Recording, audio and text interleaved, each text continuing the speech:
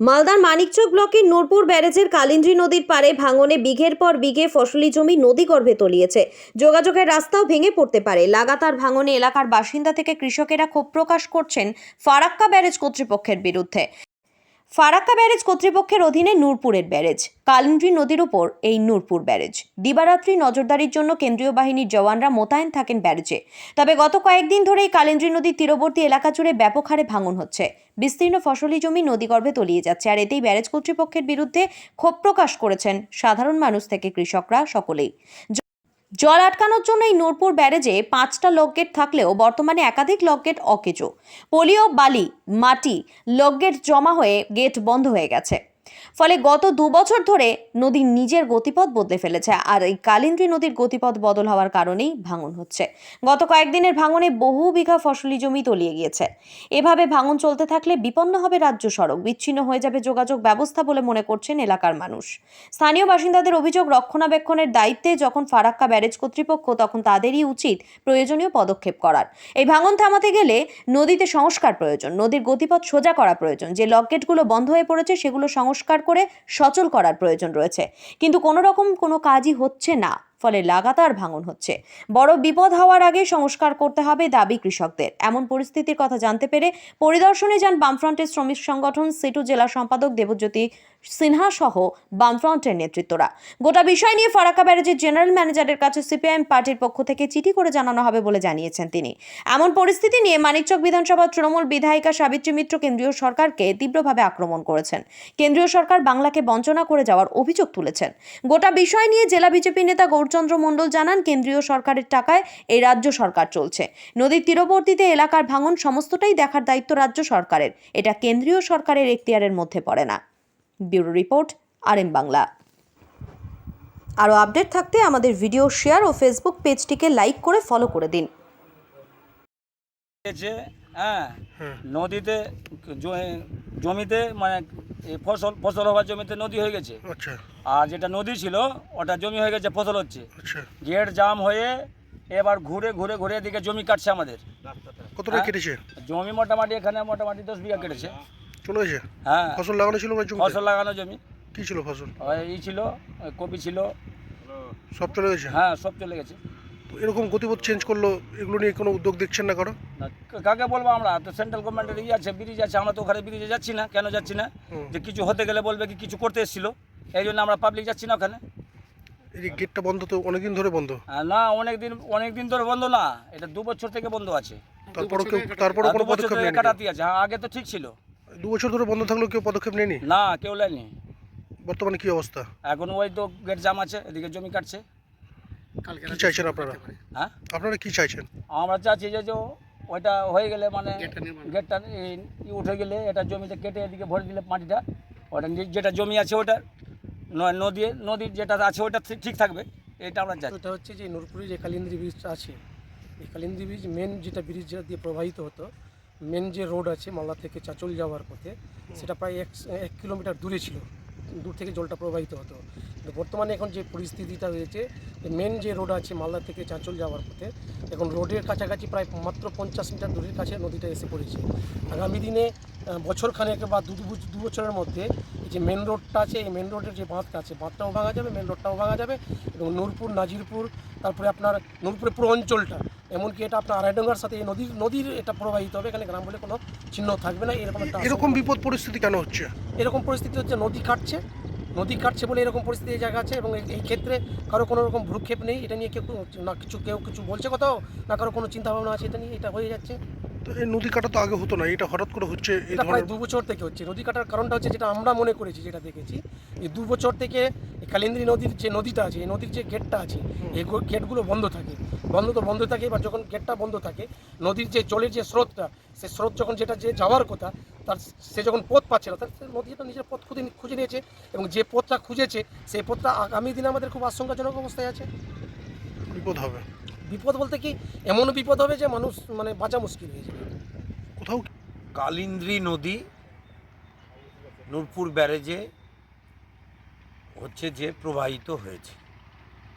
এই কালিন্দী নদীকে কৃষকদের স্বার্থে ব্যবহার করার জন্য এবং বন্যা নিয়ন্ত্রণ করার জন্য নূরপুরে কেন্দ্রীয় সরকার ব্যারেজ করেছে। এখন ব্যারেজ হওয়ার পর থেকে, আগে ব্যারেজ ছিল না, ব্রিজ ছিল, ব্যারেজ হওয়ার পর থেকে গেট যখন বন্ধ হচ্ছে তখন অতিরিক্ত যে পলি মাটি যেটা কালিন্দ্রি এবং ফুলহরের সংযোগস্থল দিয়ে এখানে আসছে, ফলে চর পড়ছে এবং চর পড়ার ফলে এখানে 2-3টে গেট কিন্তু প্রায় বন্ধ হয়ে গেছে, যার ফলে একটা ব্যাপক নদী বাঁক নিয়ে কাটছে, যাতে চাঁচল মালদার যে মানিকচক দিয়ে রাজ্য সড়ক গেছে সেই সড়কটা বিপন্ন হতে পারে। কৃষকদেরও প্রায় 10 থেকে 15 বিঘা জমি, যে জমি কৃষকরা, নূরপুরের কৃষকরা চাষ করছেন, তাদেরও কিন্তু এই নদী গর্ভে চলে গেছে। এখন চর জমিতে নতুন করে চাষ শুরু হয়নি, ফলে এটা কেন্দ্রীয় সরকারের পক্ষ থেকে ফারাক্কা ব্যারেজের আন্ডারে, ফারাক্কা ব্যারেজের জিএমকে সিপিআইএম পার্টির পক্ষ থেকে আমরা চিঠি করব। এর আগেও দীর্ঘ টালবাহানার পর নূরপুর ব্যারেজের উপরের রাস্তাটা ঠিক হয়েছে, এটাই নিয়ম, বাকিটা রাজ্য সরকার করবে আর ব্যারেজের উপরের রাস্তাটা ওই ফারাক্কা ব্যারেজ করবে।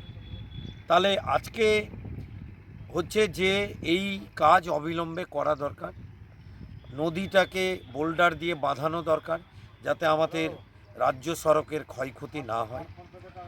কৃষকরা যারা আর্থিক ক্ষতিগ্রস্ত হয়েছে তাদের পাশেও দাঁড়ানো দরকার।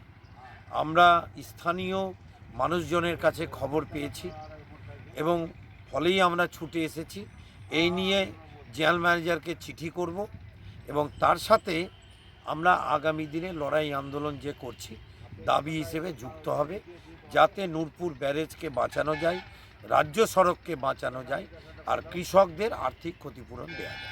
এরকম কালিন্দ্রি নদীর উপরেই রতুয়া মানিকচকের সংযোগ স্থলে নূরপুরে একটা ব্যারেজ আছে, যেটা ফারাক্কা ব্যারেজ বা সেন্ট্রাল সরকার, সেখানে গার্ডও থাকে, সংযোগ স্থল স্থাপন করেছে। এবার বাকি যেটা এখন বর্তমানে আশেপাশেও ভাঙন হচ্ছে, সামনেটা বালির চড়া পড়ে গেছে, তো সেটা তো আর কেন্দ্রীয় কোথায় ভাঙন হলো কি হলো, যেহেতু রাজ্য সরকারের এখতিয়ার, তার দেখার বিষয়টা নয়। ব্যারেজের রক্ষণাবেক্ষণ, ব্যারেজটা দেখার দায়িত্ব ফারাক্কা ব্যারেজের আন্ডারে আছে, ওটা রক্ষণাবেক্ষণ বা দেখার ব্যাপারটা চলছে।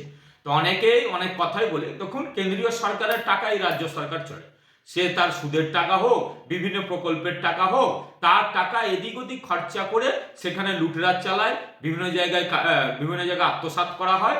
আর যত দোষ নন্দ ঘোষ, অর্থাৎ কেন্দ্রীয় সরকারের দোষ না দিলে তো পার পাওয়া যায় না, সে দুজনই বাম, কংগ্রেস আর তৃণমূল তো আছেই দোষ করতে ব্যস্ত, কিন্তু তারা টাকা নিতে আবার এইদিকে জোর গোলায় শুধু কেন্দ্রের উপরে দোষ চাপিয়ে যাবে। টাকা পেলে কি করে আত্মসাৎ করতে হবে, কি করে সাধারণ মানুষকে না দিয়ে আত্মসাৎ করতে হবে, সেই ব্যবস্থায় ব্যস্ত। এটাও কোনো প্রকল্প করছে কিনা, যদি কেন্দ্রীয় সরকার কিছু ভাবে, যদি কিছু করে তাহলে সেখানে রাজ্য সরকারকে দিয়ে করাবে, সেখানেও আত্মসাৎ করা যাবে। অ্যাকচুয়াল সবাই বলবে, যারা সমাজের লোক সবাই জানে যে ওটা ব্যারেজটা ফারাক্কা ব্যারেজের আন্ডারে রক্ষণাবেক্ষণের দায়িত্ব, কিন্তু আশেপাশে ভাঙন বা আমাদের এই কালিন্দ্রি নদী কোন দিকে পথ নিল সেটা উনার দেখার বিষয় নয়, রাজ্য সরকারের দেখার বিষয়। এখানে বিধায়ক রিপোর্ট করুক সেখানে ফারাক্কা ব্যারেজকে, বা এখানে নূরপুরের যারা কর্তৃপক্ষ আছে তাদেরকে, তারা অবশ্যই ম্যাটারটা দেখবে এবং রাজ্য সরকারের যেটা এখতিয়ার সেটা করবে। সাধারণ মানুষ যেটা বলছে যে রক্ষণাবেক্ষণ, সেটা অবশ্যই আমরাও রিপোর্ট করব, উনারাও যারা লোকাল আছে, এমএলএ থেকে এমপি থেকে, তারা রিপোর্ট করুক, তারা অবশ্যই সেই কাজ করে দেবে। কিন্তু আশেপাশে যে ভাঙন হচ্ছে সেটা কিন্তু কেন্দ্রীয় সরকারের এখতিয়ারে নয়। তো এটা কেন্দ্র সরকারের টাকা থেকে এটা করেছে সেন্ট্রাল গভর্নমেন্ট, যারা ফারাক্কা ব্যারেজ করেছে, কিন্তু এখন অবধি যে তাদের জন্য যে সমস্ত জায়গায় কাটছে, আবার নূরপুর ব্রিজ থেকে ব্রিজের লকগেটগুলো বন্ধ হয়ে গেছে, তার কোনো সংস্কার করছে না ফারাক্কা ব্যারেজ। ফলে আমাদের পুরো জমি জমা কেটে এখন প্রায় কাঠ মানে মনন্দারকে এখন দশের মতো কেটে কেটে পড়ছে, ফলে অনেক জমি জমা নষ্ট হচ্ছে, হচ্ছে। তো সেন্ট্রাল গভর্নমেন্ট তো আজকে আমাদের পশ্চিমবাংলাকে বারবার বিতাড়িত করছে সমস্ত কিছু থেকে। তো আমরা তো অনেক ছোট জায়গায় দাঁড়িয়ে আছি। ব্যাপারটা হচ্ছে ওনারা কোনো রকমভাবেই সহযোগিতা করবেন না, ওনারা রাজনীতিকে সরকারের সঙ্গে তুলনা, সরকারকে উনি সব সাধারণ মানুষকে পশ্চিমবাংলার মানে যাতে হিউমিলেটেড করা যায়, সরকারকে যাতে পাবলিকগুলো হিউমিলেটেড হয়, সেই জন্য এই কাজটা করছে। এত অত্যাচার করেও গ্রাম বাংলার মানুষকে অত্যাচার করা সত্ত্বেও মানুষের টোটাল যে মানুষ যে মানে ফেসিলিটিগুলো আছে, তাদের ফেসিলিটিগুলো বন্ধ করছে। আজকে আপনারা জানেন 100 দিনের টাকার কাজ, আর ইন্দিরা আবাসনের বাড়ি, একের পর এক সমস্ত কিচ্ছু টাকা ওনারা দিলেন না। আপনারা দেখলেন ইন্দিরা আবাসনের ঘরগুলো মমতা অনেক টাকা দিলেন। আজকে সমস্তভাবে যদি আজকে তোমার সাথে আমার রাজনৈতিক ঝগড়া থাকতে পারে, আদর্শগত ঝগড়া থাকতে পারে, জনগণকে এখানে থেকে বেজ্জত করছো কেন বারবার? জনগণের টাকা তুমি না মারছো কেন বারবার করে? জনগণকে যারা বেজ্জত করে তার জন্য মানুষ পশ্চিমবঙ্গে উত্তর দিয়েছে এবারকার, আপনাদের আর চাই না। এবার থেকে বিজেপি শেষ, সর্বত্র শেষ হবে বিজেপি। এই তো অবস্থা। আমরা এই বিষয়টা নিয়ে আমরা বলবো, ব্যারেজ কর্তৃপক্ষকে জানাবেন? যায় কোনো সময় করে দিল্লি, তাহলে আমরা করার চেষ্টা করবো। ফারাক্কা ব্যারেজ কর্তৃপক্ষকে জানাবেন ম্যাডাম যে এই যে ব্যারেজের এই অবস্থা নূরপুর ব্যারেজে? জেলাকে জানাবো, জেলা জানাবো। আমি আজকেই শুনলাম।